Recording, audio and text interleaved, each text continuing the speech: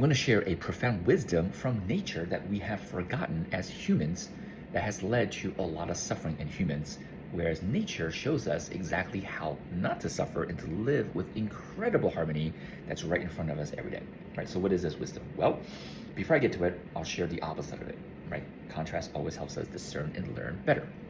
So if you notice, in life, especially from schooling, we are taught to be efficient, right? What's the straightest line? The shortest distance, and do that, right? And so I realized, about 16 years ago, that if we live a life of efficiency, if we're always going from the straightest line from A to B, and then B to C, C to D, D to E, well, at the end, if A is the moment we're born and Z is the moment we die, we're actually learning how to live the straightest line, the most efficient line from birth to death, right? What if that line was a bit squiggly, right? What if that line was the most beautiful line, the most fun line, the most enjoyable line, right? It could be any other way besides straightest, most efficient, right? I want to give that context.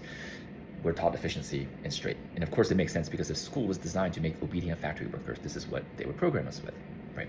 And so what is the opposite? How does nature function? Well, nature does not care about efficiency, right? Nature is not like, hey, how do I grow my branch? I'm looking at a tree. How do I grow my branch as fast as possible? That's not how nature thinks. Nature operates from harmony, complexity, and completeness together, right? Meaning every step of nature's evolution is this interconnected complexity of completeness of all life and the harmonizing of all life. This is how nature operates, right? So it's a completeness, complexity, harmony. And so what if humans, if we ditch the efficiency, right? Like if you own a business, instead of saying, what's the fastest way to $1 million? What's the fastest way to 10 million? What if we operated from, what is the most serving of all life way to get to 1 million?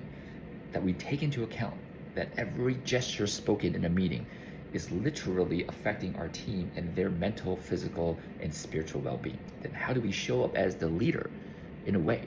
Or how does a team, every word, every gesture, every marketing material, every color, right, every symbol or words on, let's say, the website or the brochure is of course affecting all the people, right? And so if we switch from completeness and complexity and harmony, what we would do is we would get away from the extractive way of living and growing businesses right now that is destroying Mother Earth and leading to human extinction in predicted 15 years.